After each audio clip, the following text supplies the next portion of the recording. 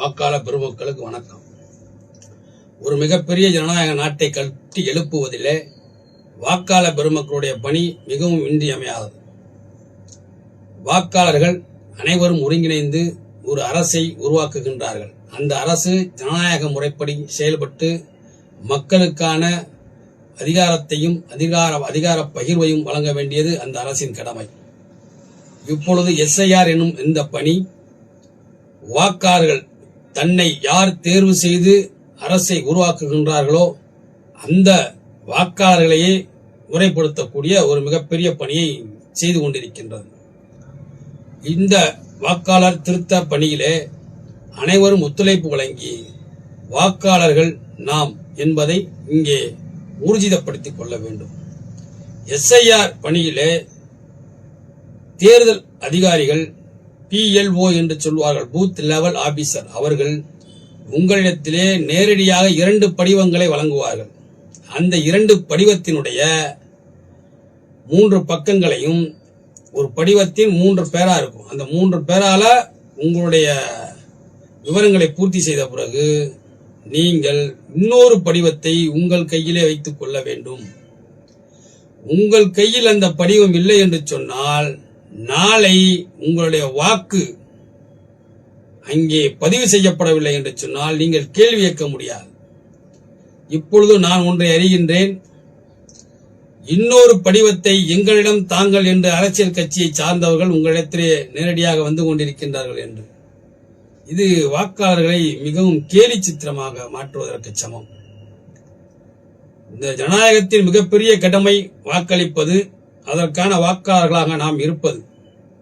நமக்கான அரசை நாம் உருவாக்கிக் கொள்ள இந்த ஜனநாயகம் நமக்கு வழங்கியுள்ள ஒரே மிகப்பெரிய ஆயுதம் வாக்கு என்பதுதான். இந்த வாக்காளரை யார் என்பதை உறுதிப்படுத்தக்கூடிய இந்த நிலையிலும் கூட அரசியல் கட்சிகள் வாக்காளர்களை ஏளனம் செய்வதற்கு சமமாக உங்களுடைய வாக்குகளுக்கு நாங்கள் பணம் தருகின்றோம் என்று மிகவும் கேவலமான நடைமுறையை இங்கே வகுத்துக் கொண்டிருக்கின்றார்கள் என்றால் இதைவிட அரசியலில் கேவலம் வேறு எதுவும் இல்லை. நீங்கள் செய்யாத நன்மைக்கு, நீங்கள் ஆட்சியிலே அதிகாரத்திலே நீங்கள் மக்களுக்கு செய்து கொடுக்க முடியாத அந்த திட்டத்திற்கு உங்களுடைய இந்த 200-500 ரூபாய் பணங்கள் வெற்றியை பெற்றுத்தரும் என்று சொன்னால் இதை விட கேவலமான அரசியலை நீங்கள் செய்ய வேண்டுமா? இதை அரசியல் கட்சியை சார்ந்தவர்கள் சிந்திக்க வேண்டும். வாக்காளர்கள் தங்களை நிலைநிறுத்திக் கொள்ள இப்பொழுது அரசியல் கட்சிகள் உறுதுணையாக இருக்க வேண்டுமே தவிர இந்த நிலையிலும் கூட நீங்கள் வாக்காளர்களை விலை பேசக்கூடிய அந்த சூழலை உருவாக்கக்கூடாது. ஏனென்றால் இன்று மிகப்பெரிய இந்த ஜனநாயக சீர்திருத்தத்தை, எஸ்ஐஆர் எனும் அந்த வாக்காளர் சீர்திருத்தத்தை தேர்தல் பொறுப்பாளர்கள், பூத் லெவலில் உள்ள ஆபீசர்கள், நம் பகுதியிலே குடியிருக்கக்கூடிய யாரேனும் ஒருவர் தான் அதில் அதிகாரியாக இருப்பார்கள். அவர்கள் வரையில் கீழே வந்து இந்த வாக்காளர் சீர்திருத்தத்தை செய்து கொண்டிருக்கின்ற இந்த வேளையிலே வாக்காளர் பெருமக்கள் மிகவும் விழிப்புடன் இருக்க வேண்டும். உங்கள் கையில் உள்ள ஒரே மிகப்பெரிய ஆயுதம் இன்னொரு 2 படிவத்திலே ஒரு படிவம் PLO அதிகாரிகளிடத்திலும் இன்னொரு படிவம் உங்களிடத்திலும் தான் இருக்க வேண்டும். அப்படி என்று இருந்தால் மட்டுமே தான் உங்கள் வாக்குகள் நாளை பதிவு செய்யப்படவில்லை என்று சொன்னால் நாம் கேள்வி கேட்க முடியும். இப்பொழுதே ஏதேனும் அரசியல் கட்சியை சார்ந்தவரிடம் அதை கொடுத்து விட்டீர்கள் என்று சொன்னால் வாக்காளராக நாம் இருக்கின்றோமா என்பதை நாம் ஊர்ஜிதப்படுத்திக் கொள்ள முடியாத சூழல் உருவாகிவிடும். ஆகவே ஜனநாயகத்திலே வாக்களிப்பது என்பது மிகப்பெரிய சக்தி.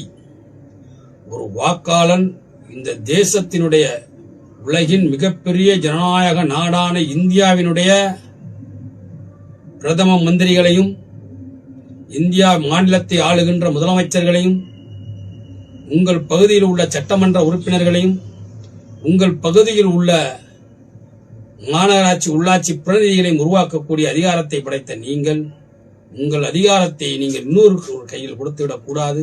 கவனமாக இருக்க வேண்டும். 2 படிவத்தில் ஒரு படிவம் உங்களிடம்தான் இருக்க வேண்டும் என்பதை மறந்து விடாதீர்கள். இந்த ஜனநாயகம் நம்மை சீர்படுத்தட்டும். வாக்காளர்களாக நாம் ஜனநாயகத்தை சீர்படுத்துவோம். புதிய அரசு லஞ்ச லாவண்யம் இல்லாமல் இங்கே உருவாக வேண்டும். மக்களுக்கான அதிகாரம் எளிய மக்களிடத்திலே கொண்டு செல்லப்பட வேண்டும். தொடர்ந்து அரசியலை வியாபார சந்தையாக பயன்படுத்திக் கொண்டிருக்கின்ற வியாபாரிகளிடத்திலிருந்து அரசியலை மீட்டெடுக்க வேண்டும். அனைவருக்குமான அரசியலாக வருகின்ற 2026 தேர்தலிலே வாக்காளர்கள் நீங்கள் கவனித்து நேர்மையான அரசியலை உருவாக்குகின்ற வகையிலே புதுவிதமான சிந்தனையோடு இந்த முறையும் நீங்கள் வாக்களிப்பீர்கள் என்று நான் நம்புகின்றேன். நன்றி மக்களே.